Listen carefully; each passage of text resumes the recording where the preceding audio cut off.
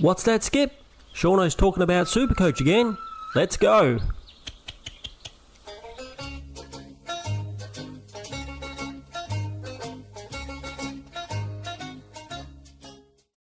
G'day everybody, it's Shauno again and I'm back with some more Supercoach content. Today we're going to be doing our round 10 review video and boy is it going to be a rough one. Yep, so without, I guess before we get into it, if you haven't already subscribed, please subscribe. We're doing so well and we're having so many of you wonderful people out there subscribing, over 500 subscribers now. So if you haven't already subscribed, please subscribe. If you like the video, please like the video and leave me a comment down below. Let me know how you went and I'd be very interested to know how much better all you guys and girls out there did better than me. One last thing, don't forget to join the Discord. We will be doing the live video on Thursday like we normally do. And we'll chuck your team up on the screen and have a chat about it. And so that's probably going to be a lot more interesting because I don't know if anyone's going to want to look at my team. But let's go in and we will have a quick look. So a very disgusting and dismal score of 1,954. Round rank 110,000. Pretty average, and we've gone out to our lowest rank overall season rank of so far this year of 70,480. Yes, we're going in the absolute wrong direction. We've had a couple of green arrows for a couple of weeks and we just lost it all in one round with one putrid score. Everything that could go wrong did go wrong. I have to admit it's a bit rough getting up here in front of all you wonderful guys and girls out there to do this review because it feels a little bit embarrassing and, a little bit disappointing. Everything I touch seems to turn to poo. And also, I'm giving a lot of advice to you guys and girls out there. And it's all based on really good research on, my past doing well, and other content creators and other info that I get from, sites and all over the place. And everything I seem to suggest goes wrong too. So if I've given some advice that's gone a little bit wrong for you, I apologize for that as well. I don't claim that I'm an expert, but I do my research, and it's very unfortunate when you do all the research and then all of a sudden it just doesn't pay off. So let's have a quick look at the team crew. So this week we've got Sinclair in the back line without Nas doing very nice, back to his nice big peak scores of 139. That's good. Houston, we can almost talk about Houston and Dacos together. They both looked like they were doing okay in the first half, and like Collingwood themselves, they just fell off a cliff in the second half. They both looked like they were going to get hundreds or decent hundreds, and they both did not. Clark got a 91. He could have easily got 100, except for a disgusting clanger near the end of the game where he kicked straight to another player, which probably took away that 9 or 10 points that that he would have needed to get his 100. It's still very disappointing buy-in. Lindsay 96. What more could I say about this Eagles kid? And as you can see, I'm pretty down about Supercoach, I have to admit, but the Eagles, they did win today. I've got my scarf on, so it makes it a little bit easier to front up for you guys here, just because I could have been in a lot worse a mood. You put so much time into Supercoach and sometimes it just doesn't go like you'd like it to. So Selwood 50, he's a rookie. What's his break even now? He is 58, so he's right around his break evens, which is fine.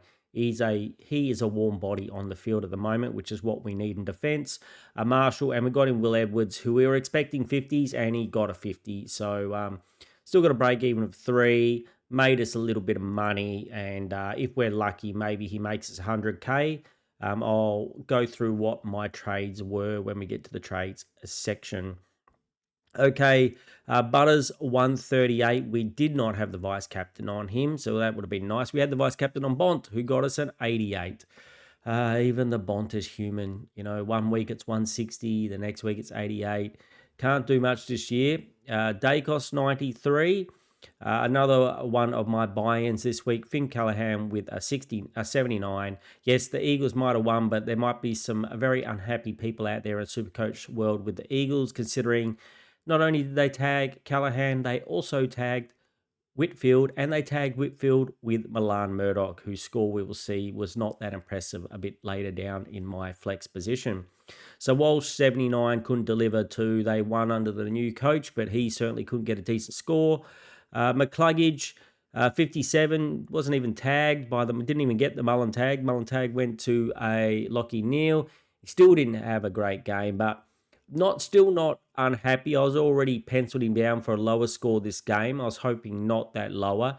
He just seemed to be, not only was it a very, bad conditions, but very slippery and not very good conditions for football, but wherever he went, the ball was there. It just bounced to the opposite direction of where he was, or, he was running next to his players and calling for a handball and they didn't handball it to him. The amount of times I saw him right there next to the ball, but just not getting the ball was crazy. So I still have confidence that the McCluggage pick is a decent pick. So I think he'll come back and do all right. Actually, if I was to lay bets on it, I still think he'll probably do better than Callahan in the long run, to be honest. That's just my opinion. Probably unpopular, but that's what I think. By the end of the season, he'll have a higher, have a higher 5-round average or 3-round average than Callahan. Bruin got himself an 88 with a break even of 89, which was nice. We used Sharp as our loophole to get Anderson 71 on the field. Roshenko 51, not bad from a rookie. Burton 27, so his break even's already at 33. He's only really made us 52k, and for a 99k player, that's a bit disappointing. Hopefully, he can get us a little bit more money. We have got that new Richmond rookie that could be someone we're going to be looking at next week. Did do all right on his debut. We're going to have a whole bench line of Richmond lookies by looks of it. And considering he had to kick a couple of goals to get that score, he might not be the most greatest option, as we've learnt from our Cummings and Burton debacles. So yes, here is a major downfall in the team. Luke Jackson, he was our captain and he got 66. What do we say? His first under 100 for the year. He's been so consistent. He was up against Essendon. I watched some of this game. I couldn't even really see why he just couldn't score. It just didn't happen for him. And considering other people out there were having, they had Sydney with Grundy, who was up against a nobody ruck, and he was scoring 2 million points. It was pretty disappointing. And for me, my league, I lost my league match pretty much on Friday. By Friday night, Sydney had both Grundy as his vice captain, which he made captain, and he had Justin McInerney, who got 130 or 140 or something. So my league match was pretty much lost by Friday night. So my Supercoach weekend was not very fun at all, and I was kind of a little bit over it and didn't watch as much football as I had planned until today, where we watched the Eagles and a bit of the Freo game. I was not a happy camper over the weekend, to say the least. Cooper Duff Tyler has been managed. Gawn got 118 again. Why we didn't know a few weeks before they were going to do this two ruck business, and we could have had a Grundy or a Sherry, but no, we're stuck with Gawn now. Still getting hundreds, which I guess we should be glad about that, but certainly not getting those massive scores that we know he could if he was rucking solo. Petrarca 94, I guess we will take it. Sheasel way down to with a 73. Pickett way down with a 60. Flanders again 110. There's no Nas in the team. Nas looks like he's a super coach point vacuum, or he sucks up all the points away from the other players. So both Flanders, Sinclair, and Philippou got decent scores. Philippou's score last week wasn't great, but another 80 from him this week after the 280s from a couple of weeks back is pretty good. And Jason Horne-Francis is a 60. Now my trades we were going to get in instead of Callahan, Rankinen, and we last minute changed our mind, and that didn't pay out for us either. After saying that that's what we were going to do and doing all the research, we didn't follow our own research and we paid for it. And yes, as we mentioned, Milan Murdoch was tagging Whitfield and only got himself a 38, even though he feels like he's underscored because he kind of kicked 2 goals in the last 5 minutes or so, and one of them was kind of like the sealer, kind of really, gave us a bit of an edge. So I think he was a bit of underscored for his 38. Edwards and Kalani White did not play. So now we're going to do our trade section, the section that we like to call You're Fired. This is the last straw, Griffin. You are fired. Fine. I'm not good enough for this place anyway.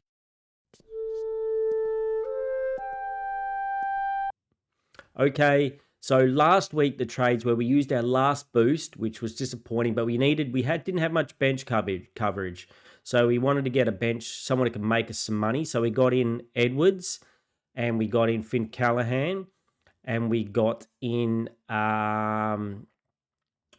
who was the other one that we got in Callahan, Edwards. Oh, and we got in Kalani White, so we could do this little swapping going between the two here, and made ourselves 150k down from Deb Robertson. So yep, the just nothing really worked for the team this week. I really don't like the look of my team. Like I said, I apologize if I've made a few recommendations over last week's videos, and if people had gone against my recommendation, they would have done really well. A few people said, should I get Bailey Smith? And we looked at their buys, and I was like, oh, you got a lot of round 16 buy players, and Bailey Smith scored 150, and then there were I think we had a big discussion who would be better, McCluggage or Finn Callahan. And in the end, I came to the conclusion that probably McCluggage was going to be better. And even though Finn Callahan didn't do very well himself, but he has scored more. I still think, like I said, in the long run, that's going to work out. I think Finn Callahan just needs to get too many possessions because he handballs a lot, and he needs a lot of possessions and a lot of contested possessions to get a big score. And he is very susceptible to the tag. I don't think it was a super hard tag today by Hoff, but he definitely spent some time on him and kept that score down. So, yeah, I mean, even though on paper the team doesn't look too bad, there are just some, I'm just missing those scores, the big scores, the captain scores, the Sherrys, the Grundys, even though Whitfield had a down score this week, maybe I can get him in a couple of weeks then. Also missing Archie Roberts in the back line. Just a pretty average. Well, we saw it was very below average, 100,000 places, very much below average. So trades this week, I haven't looked at them at all. The only thing, I've got 95k in the bank. I'm thinking about the season's already cooked. Even with my leagues, I said, I wanted to win my leagues, but I've lost the last 5 league matches in a row. So that's looking a bit shaky as well, even to make the finals, which it will be very disappointing if I do not make the finals in my league, especially after being up in the top 4 for the beginning of the season. But still, that means I do need to hold trades and hold my nerve, and hopefully the team will, start performing better. The only thing maybe, if we can get rid of Brune. What's Murdoch's? Murdoch has a break even of 55. He can get that, and he might still have some more money to cash. So who can I get for 486? If we put Murdoch in the midfield, and we just have a look and see players I can afford.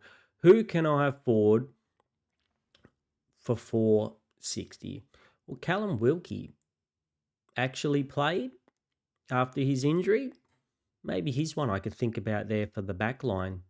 Grab him, put him back there. That's an interesting one. Jack Steele down a little bit. Caleb Sarong seems to be coming back, which is nice. Justin McInerney has had a few bad rounds and then came out just because my opponent had him and smashed a 137 just to stuff it in my face, felt like he did it on purpose. Tom Stewart is also another interesting one for defense. Just because he now has Henry came back and played, and as a lot of people predicted, freed him up a little bit, and he got a decent score. I've always never been a big fan, but my team's pretty much cooked. So if I could, maybe it doesn't really. I can't make it much worse. Well, I probably can make it worse, but maybe I should really be waiting to have enough money to get the Whitfields and stuff of the world, as opposed to trying to get the Tom Stewarts. I might just do another, like when I got Jordan Clark, it could be another disaster. So we don't love anybody else in there too much. Anyone that kept Harley Reid, 167 this week. He had probably one of his better games. So there's not too many. The only players that I would be semi-interested in is potentially Dacos, potentially Tuke Miller, but I think Rankin's going to be the better forward mid for the finish off my forward line. I'll just have to wait for him to come down in price again. And especially if Philippou can keep scoring like this, he's scoring better than the guy I paid. He's scoring better than guys I paid 500,000 for. Yes, I'm looking at you, Horn Francis. Callum Wilkie is one that I may be interested in. Even with that potential injury, he's literally gone below. He's only gone below 100 once, which was an 83. And that was and then he got a 24, which is injury affected. What is his break even, Mr. Wilkie? 145. So he could potentially come down more next week. Kind of need a midfielder though, don't we? Otherwise, we're running two. We'll be running two of guys here if we don't. If you know what I mean, two rookies in the midline. So there's no one that I really love. So I think the question is, potentially we can get Tom Stewart and make money. You know what I mean? We could get Tom Stewart. No, we can't. But it only costs us a little bit of money. We don't make money. That was wishful thinking. It costs us like 50K.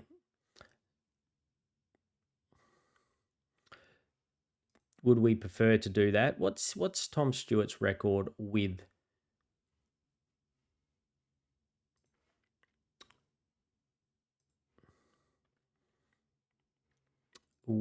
Henry in the team? Oh, not 3-match players I can afford. I don't think there's any rookies. I guess we should probably look at rookies as well, but I don't think there's any rookies that I'm interested in.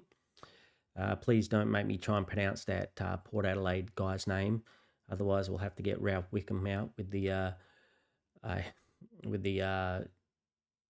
English. With the English, the one I'm talking about. Anyone who watches my live videos will know when he says that's impossible. Me fail English, that's impossible. What are we looking for? We're looking for Stewie. A bit frazzled with my score. That's what we can't see. Tom Stewart. 128, 84, 150. I think I'd prefer to pay up for Callum Wilkie if I'm gonna do this. Let's pay up for someone who is been least performing very well. Why can't I find him?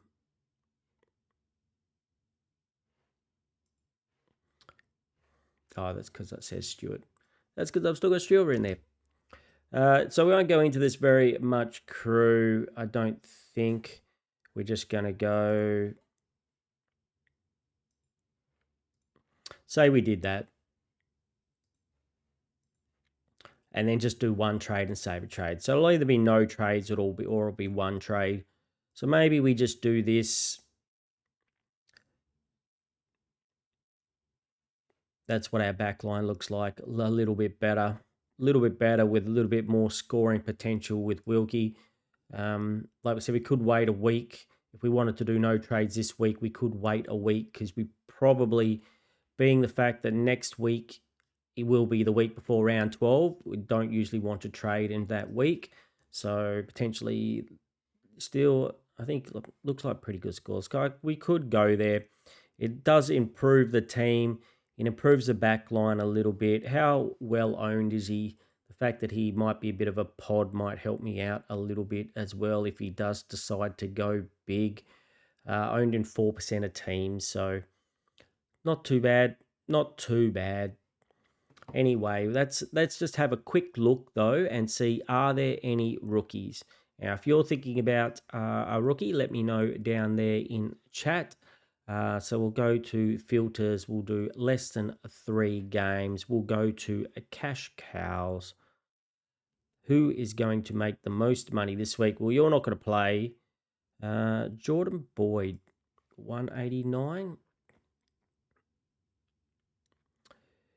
Got a 82 and a 50 for 180. I think I'm scared of these 180 players now. And it only takes another 50 to, wash his cash gen. So I don't think I'll be doing that. Hopefully Dirksen gets a game this week. If he gets a game, we'll probably get him in. Bodie Ryan, I don't know who this is, to be honest. 9 and 10, a 27 and a 59. So probably not making me too interested. And there doesn't seem to be anybody else with big negative break evens. What about anyone who's played more than 3 games? Toby Murray. Bailey Williams had probably the game of his life today, I have to say. Well done, Bailey. I've never been the biggest fan of his, but he had a very good game for the Eagles. Yeah, I'm not really seeing any rookies there. So if you've got a good team and you either can't upgrade or you want to save some trades, could be a good week for that. Or maybe like me, maybe you're just thinking about doing a 1 trade. But yeah, I don't think this round and next round are a good rounds to not trade or trade less. Save some trades for the buys, especially if you've been burning through them like me, where I've only got 16 trades if I made this Callum Wilkie trade. And so, yeah, not great at all with how rough my team looks. Anyway, okay, crew, sorry about that. I'm going to cut this bit in after I finish the video because, once again, I forgot to do it while I was recording the first time. The Dennis Cometti medal. We will, as you can probably see already, who I've already picked. But as usual, we do it this way, where we do this. There he is, the MVP of Shauno's team in the Dennis Cometti medal for this week is Jack Sinclair with the highest score. We just went the highest, the second highest, and the third highest score this week. Nothing fancy. No one did anything great. Lindsay almost got it with his really high score, but I think we just went 1, 2, and 3 because the rest of the team performed so poorly that we just gave the 3 highest scores of. Sinclair got 3, Butters got 2, and Flanders got 1. Still leaving Bont way ahead by 5 points in the lead. Anyway, crew, thank you, and let's get on with it. Captain, my captain. Sit down, Mr. Anderson. All right, who do I think captain choices for my team this week? First game, Hawthorn Adelaide, don't like that. Richmond Essendon, don't like any of them. Freo versus St Kilda. Do we trust Jackson to make a comeback game? Do we trust him to have a comeback game? And then we go down, Geelong versus Sydney. Again, I don't know. Grundy seems to be kissed with these matchups. If you've got Grundy, I'll be getting Grundy. Collingwood versus West Coast. Do we think that Nick Dacos... Well, maybe now that West Coast have decided they're a tagging team, maybe we have to be a little bit worried. Maybe Hoff goes to a Dacos in the midfield, so maybe that's not the best. Port Adelaide versus Carlton. Do I think maybe Butters is a definite maybe, as we say, or Western Bulldogs versus Melbourne? I think I would trust the Bont to come back and do it again. So maybe, so Jackson will be up against the is it Jewel Ruck? Where we say of De Koning and Marshall. Maybe just we let Jackson have I'm pretty sure he'll come back. Maybe we just go Butters into Bont this week and just do it like that and try and go the old faithfuls, as they say, the old faithfuls, and see how we go. Yep, I think that's what we're going to do this week. We haven't had, especially after the 66, that could be one of my lowest captain scores ever. I don't remember ever getting lower than 66, and this could be my lowest round score at the end of the year for a non-buy round ever, I have to admit. I don't think I've ever scored less than a 2,000 coming into this site in this end of the season. So we're halfway through the season. So like we said, it's a pretty disappointing round for me, everyone. But so do really appreciate everyone being out there and showing me support and still watching my videos. So even if you want to leave me a comment down below and tell me how crap my team is, I can't really complain. I can't really do anything. All I can do is actually agree with you. So if you want to do that, that'll probably make me happy. So go ahead and do that. Don't forget to like the video because, yep, I still made the video. So if you watched it, you might as well like it. And yeah, what's the other thing? The old subscribe. You might as well subscribe and see how this dumpster fire of a team performs for the rest of the season. At least we'll have some fun. And I'll definitely be doing our trades and captains videos for you guys out there in the community, which will probably come out on either Tuesday night or Wednesday. And yes, we will do our live video, my favorite video of the week, where I get to hang out with you guys and girls out there in community, and we throw your teams up on the screen and have a chat. And if you want me to do that, don't forget to join the Discord and pop your team in the section that says post my team here. Anyway, crew, thank you so much. I really hope your team did better than mine this week, and I will talk to you all again very soon. Take it away, Skip.